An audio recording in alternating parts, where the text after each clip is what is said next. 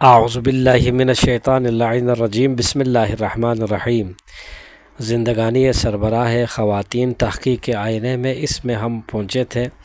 آج ہم پڑھیں گے آخری سفر کی علامتیں، یعنی پیغمبر صلی اللہ علیہ وسلم کی آخری سفر ہے، اس کی چند علامات ظاہر ہوئے وہ بتانے کی کوشش کرتے ہیں۔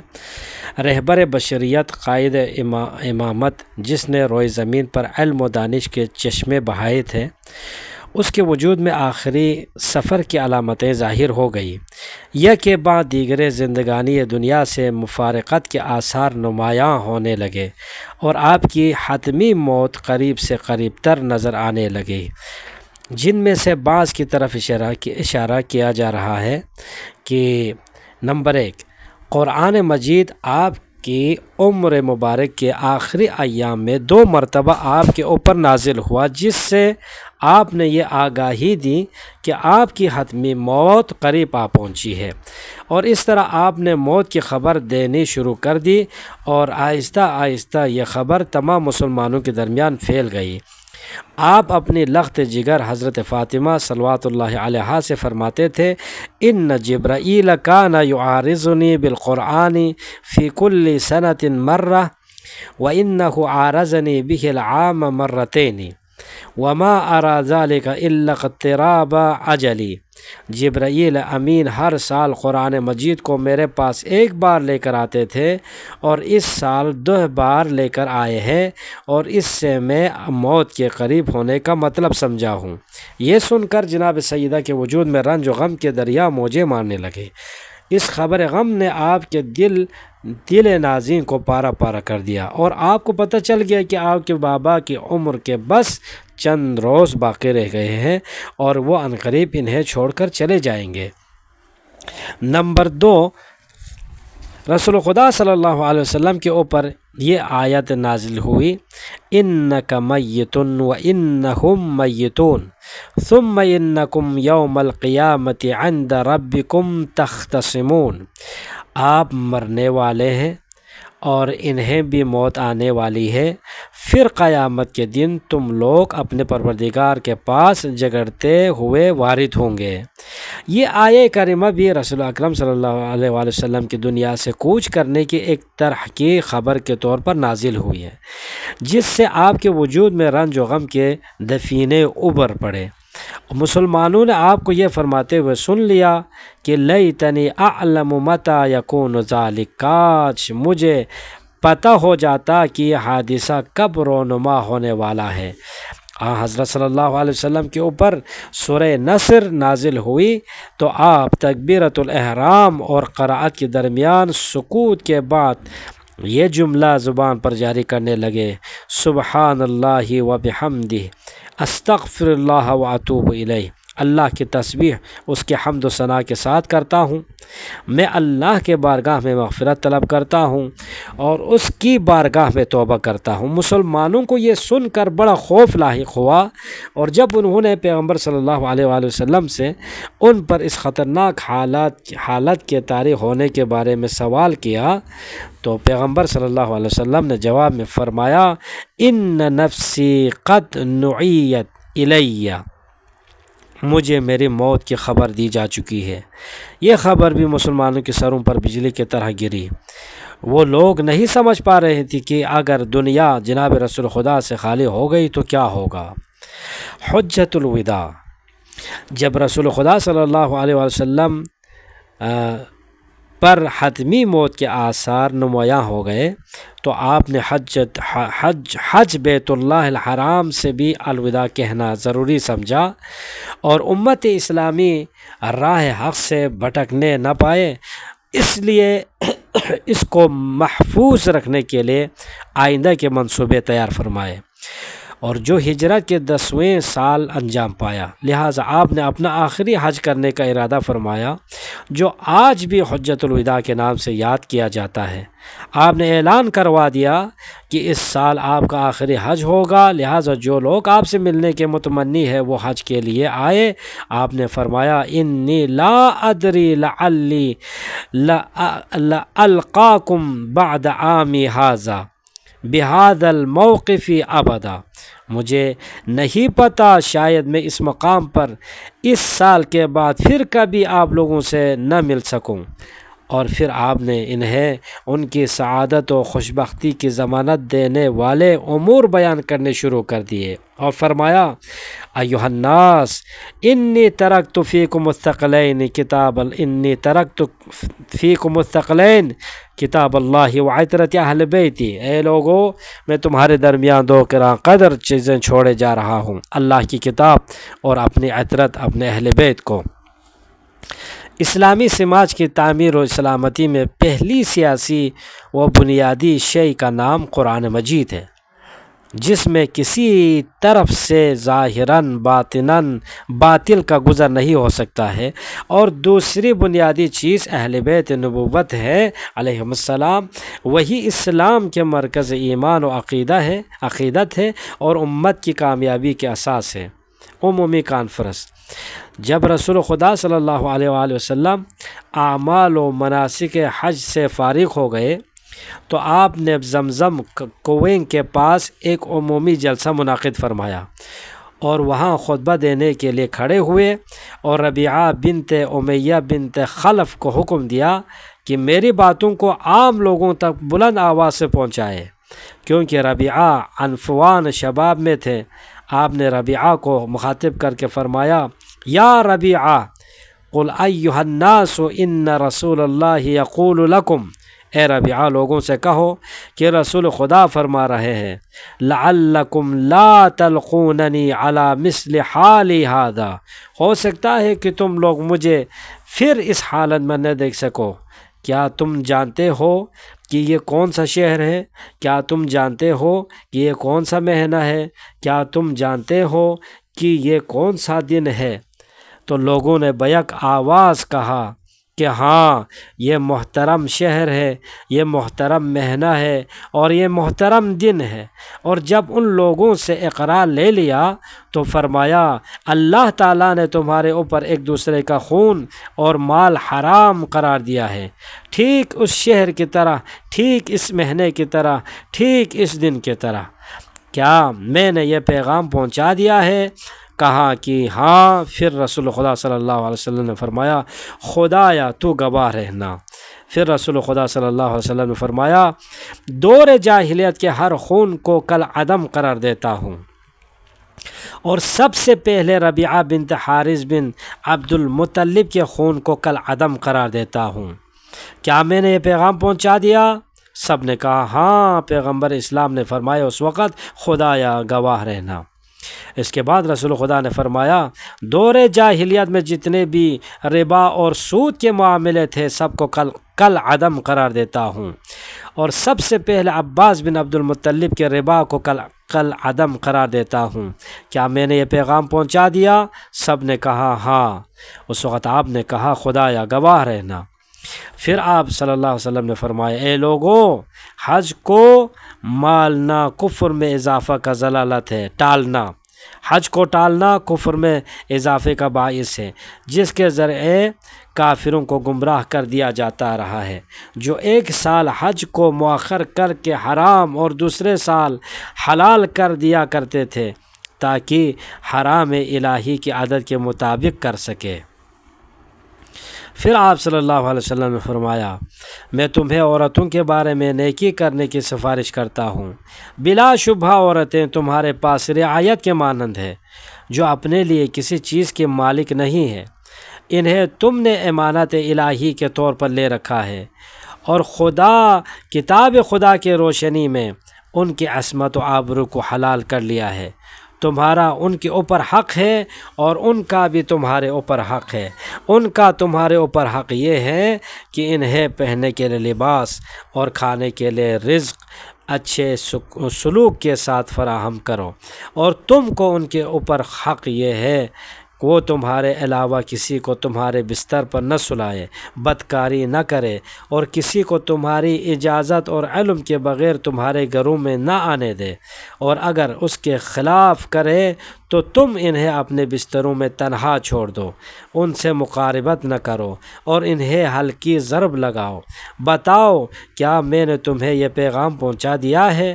سب نے کہا ہاں یا رسول اللہ۔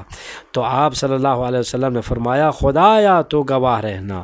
اس کے بعد پیغمبر صلی اللہ علیہ وسلم نے فرمایا میں تمہیں تمہارے مملوک کنیزوں اور غلاموں کے بارے میں سفارش کرتا ہوں کہ انہیں وہی غذائیں کھلاؤ جسے تم کھاتے ہو، وہی لباس پہناؤ جسے تم پہنتے ہو۔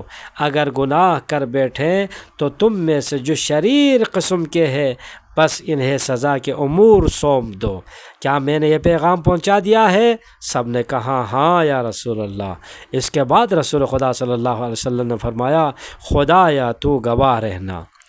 اس کے بعد حضرت صلی اللہ علیہ وسلم نے فرمایا دیکھو ایک مسلمان دوسرے مسلمان کا بھائی ہے، نہ اسے دھوکہ دیتا ہے اور نہ اس کے ساتھ خیانت کرتا ہے اور نہ اس کی غیبت کرتا ہے اور نہ اس کے خون کو حلال سمجھتا ہے اور نہ ہی اس کے مال کو حلال سمجھتا ہے، مگر یہ کہ بخوشی تصرف کا حق ملے۔ کیا میں نے یہ پیغام پہنچا دیا ہے؟ سب نے کہا ہاں۔ آپ نے فرمایا خدایا تو گواہ رہنا۔ اس طرح جناب رسول خدا صلی اللہ علیہ وسلم نے اسلام کے تابندہ احکام و آداب کے پیغامات کی ایک ایک سنہری کڑی کا تذکرہ فرمایا اور اپنے خطبے کو ان جملوں پر ختم فرمایا دیکھو میرے بعد کافر ہو کر گمراہ کرنے والے نہ بن جانا کہ ایک دوسرے کی گردنیں کاٹنے لگو۔ میں نے تمہارے درمیان ایسی چیزیں چھوڑ دی ہیں کہ جس سے متمسک رہے تو ہرگز گمراہ نہ ہوگے، اللہ کی کتاب اور میری اطاعت میرے اہل بیت علیہم السلام ہے۔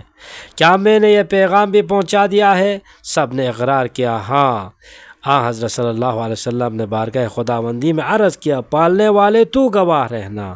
پھر آپ صلی اللہ علیہ وسلم نے ارشاد فرمایا تم سب کے سب ذمہ دار ہو، لہٰذا حاضر کو چاہیے کہ غائب تک یہ سب پیغامات پہنچا دے۔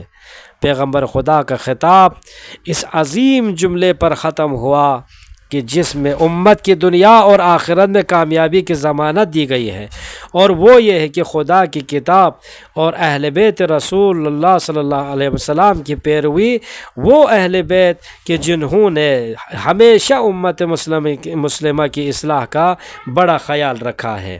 غدیر کانفرنس دیکھو۔ حج سے فراغت کے بعد جناب رسول خدا صلی اللہ علیہ وسلم مدینہ کی طرف واپسی کے لیے روانہ ہوئے تھے۔ غدیر خم کے مقام پر پہنچے ہی تھے کہ پیغامبر وحی و رسالت جناب جبرائیل بہت عظیم پیغام لے کر نازل ہوئے۔ وہ پیغام یہ تھا کہ امام امیر المومنین علی علیہ السلام کو مسلمانوں پر اپنا خلیفہ و جانشین مقرر کرے اور انہیں اس عظیم منصب کے لیے معین کر دے۔ پیغام آسمانی ان الفاظ میں نازل ہوا تھا یا ایھا الرسول بلغ ما انزل الیک من ربک وان لم تفعل فما بلغت رسالتہ واللہ یعصمک من الناس۔ اے رسول جو پیغام آپ پر اس سے پہلے نازل کیا جا چکا ہے اسے پہنچا دیجیے، اگر آپ نے ایسا نہ کیا تو گویا کوئی کار رسالت انجام ہی نہیں دیا ہے اور اللہ آپ کو لوگوں کے شر سے محفوظ رکھے گا۔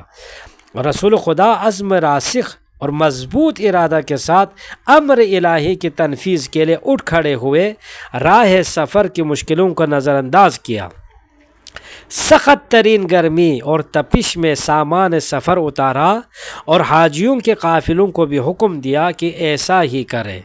وہ وقت بڑی شدت کی تپش کا وقت تھا، اس قدر شدت تمازد تھی کہ لوگ اپنی ردا کے ایک حصے کو اپنے قدموں کے نیچے شدت تپش سے بچنے کے لیے رکھے ہوئے تھے۔ جب سارے لوگ اکٹھا ہو گئے تو ان کی تعداد مؤرخین کے بقول 1,00,000 یا اس سے بھی زیادہ ہو گئی۔ پیغمبر خدا خطبہ دینے کے لیے کھڑے ہوئے اور ان کے سامنے اپنی زحمتوں اور انہیں رسوم میں خرافات جاہلیت سے نکال کر ہدایت و راستی کی راہ میں آنے والی اپنی زحمتوں کو زحمتوں کو ان کے گوشوں میں فرمایا، یعنی ان کے کانوں تک پہنچایا، اور اس کے بعد آپ نے ان سے مخاطب ہو کر فرمایا اب دیکھنا یہ ہے کہ تم لوگ ثقلین کے بارے میں کیا سلوک کرتے ہو۔ مجمع میں سے ایک شخص نے پکار کے کہا اے اللہ کے رسول ثقلین کیا ہے؟ ثقلین کیا ہے؟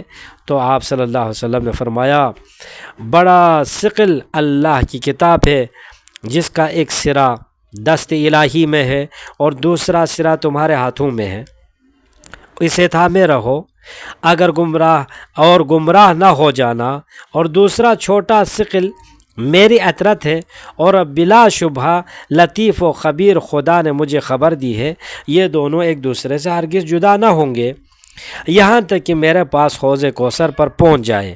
میں نے اپنے پروردگار سے ان دونوں کے لیے میں اس طرح کا مطالبہ ایک ساتھ ہونے کا کیا ہے، دیکھو تم نے ان سے آگے نہ بڑھ جانا کہ ہلاک ہو جاؤ گے، اور ان دونوں کے حق میں کوتاہی یعنی ان سے پیچھے نہ رہ جانا کہ پھر ہلاک ہو جاؤ گے۔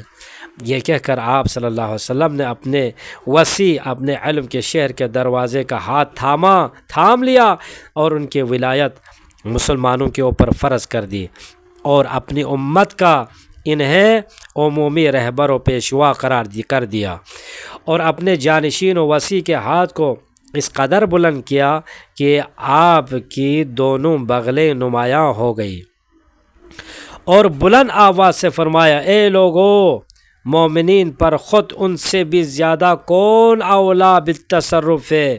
تو سب کے سب یک زبان ہو کر بول پڑے اللہ اور اس کے رسول بہتر جانتے ہیں۔ اس وقت رسول خدا صلی اللہ علیہ وسلم نے فرمایا بلا شبہ اللہ میرا مولا ہے، میں مومنین کا مولا و آقا ہوں، اور میں ہی ان کے اوپر خود ان سے زیادہ تصرف کا حق رکھتا ہوں، پس جس کا میں مولا و آقا ہوں اس کے علی بھی مولا اور آقا ہے۔ آپ نے یہ جملہ 3 یا 4 بار دہرایا، پھر فرمایا خدایا جو ان کا دوست ہے تو اس کا دوست ہو جا، جو ان کا دشمن ہے تو ان کا دشمن ہو جا، جو ان سے محبت کرے تو ان سے محبت کر، جو ان سے دشمنی کرے تو اس سے دشمنی کر، جو ان کی نصرت کرے تو اس کی نصرت فرما، جو ان کو چھوڑ دے اور شرمندہ کرے تو اسے چھوڑ دے اور رسوا فرما، خدایا حق کو ادھر موڑ دے جدھر یہ موڑے، آگاہ ہو جاؤ حاضر کو چاہیے کہ غائب کو یہ پیغام پہنچا دے۔ اور اس طرح یہ جلیل القدر خطبہ ختم ہوا جس میں اللہ کے رسول نے اللہ کا پیغام پہنچا دیا، اور حضرت امیر المومنین علیہ السلام کو مسلمانوں پر اپنا خلیفہ اپنے بعد منصوب کیا، اور انہیں تمام امت کا قائد و پیشوا مقرر فرمایا۔ اس کے بعد سارے مسلمان یک کے بعد دیگرے امام علیہ السلام کو خلافت کی مبارکباد دینے اور بیعت کرنے کے لیے آگے بڑھے۔ رسول خدا صلی اللہ علیہ وآلہ وسلم نے امہات المومنین کو بھی اپنے بھائی اور وسیع کی بیعت کرنے کا حکم دیا، اور ان سب نے حکم تعمیل کی، اور پھر عمر بن خطاب آگے بڑھا، امام سے مصافحہ کیا اور آپ کو مبارکباد دیتے ہوئے کہا کہ مبارک ہو، آپ میرے اور تمام مومنین و مومنات کے مولا و آقا بن گئے ہیں۔ حسان بن ثابت آگے بڑھے اور جناب رسول خدا صلی اللہ علیہ وسلم کی خدمت میں حاضر ہوئے اور اشعار پڑھنے کی اجازت چاہی۔ حضرت صلی اللہ علیہ وسلم نے اجازت دی تو حسان نے یہ درج ذیل اشعار پڑھے: ینادیہم یوم الغدیر نبیہم بخم واسمع بالرسول منادیا فقال فمن مولاکم بنبی ونبیکم فقالوا ولم یبدو ہناک التعامیہ الہک مولانا وانت نبینا ولم تلق منا فی الولایت عاصینا فقال له قم یا علی فإننی رضیتک من بعد اماما وہادیا فمن كنت مولاه فهذا وليه فكونوا له اتباع صدق موالیا هناك دعا اللهم وال وليه وكن للذي عادى عليا معادیا۔ انہیں رسول خدا صلی اللہ علیہ وسلم غدیر خم کے دن پکار رہے تھے۔ رسول کی آواز سنو کہ وہ پوچھ رہے ہیں کہ تمہارا مولا و آقا اور نبی کون ہے؟ تو سب نے کہا، اور کسی نے وہاں تجاہل کا اظہار نہیں کیا کہ آپ کا پروردگار میرا مولا و آقا ہے، اور آپ ہمارے نبی ہے، اور آپ ہم سے کسی کو ولایت میں نافرمان نہیں پائیں گے۔ اس وقت آپ صلی اللہ علیہ وسلم نے فرمایا، اٹھو اے علی، میں اپنے بعد تمہارے امام اور ہادی ہونے سے راضی و خوشنود ہوں، لہٰذا جس کا میں مولا و آقا ہوں، بس یہ بھی اس کے مولا و آقا ہے۔ دیکھو تم لوگ اس کے صدق دل و عقیدت کے ساتھ پیروکار بن جاؤ۔ اس موقع پر آپ نے یہ دعا کی کہ پروردگارا اس کا دوست بن جاؤ جو اس یعنی علی سے محبت کرنے والا ہے، اور اس کا دشمن بن جا جو ان سے یعنی علی علیہ السلام سے دشمنی کرنے والا ہو۔ دنیائے حق کے اس جاودانی دن میں جناب رسول خدا صلی اللہ علیہ وسلم پر یہ آیہ کریمہ نازل ہوئی، الیوم اکملت لکم دینکم واتممت علیکم نعمتی ورضیت لکم الاسلام دینا۔ آج کے دن ہم نے تمہارے دین کو پائے تکمیل کمال تک پہنچا دیا ہے، اور تمہارے اوپر نعمتیں مکمل کر دی ہے، اور تمہارے لیے اسلام کو بعنوان دین پسند کر لیا ہے۔ یقیناً اسلام میں عدالت و حق کے سربراہ کی ولایت کے ذریعے مسلمانوں پر سب سے بڑی نعمت مکمل ہو گئی، اور دین اسلام کامل و جامع ہو گیا ہے۔ اور اس طرح جناب رسول خدا صلی اللہ علیہ وآلہ وسلم نے امت کی حفاظت اور اسے ہر قسم کے انحراف سے بچانے کے لیے بنیادی پتھر رکھ دیا، اور اس کے لیے ایسا قائد و رہنما، مربی و معلم مقرر کر دیا کہ جسے تمام پیچ و خم اور فیصلہ کن امور کا بھرپور علم تھا۔ عید غدیر خم کے دن امام علی علیہ السلام کی بیعت پیغام اسلام کا اٹوٹ حصہ ہے، اور یہ بیعت ارکان دین میں سے ایک اہم ترین رکن ہے۔ اب جو بھی اس کا منکر ہوگا وہ بقول علامہ علی اسلام کا منکر ہے۔ ابدی غم و غم انشاءاللہ ہم کل پڑھیں گے۔ والحمدللہ رب العالمین۔ اللہم صلی علی محمد و آل محمد۔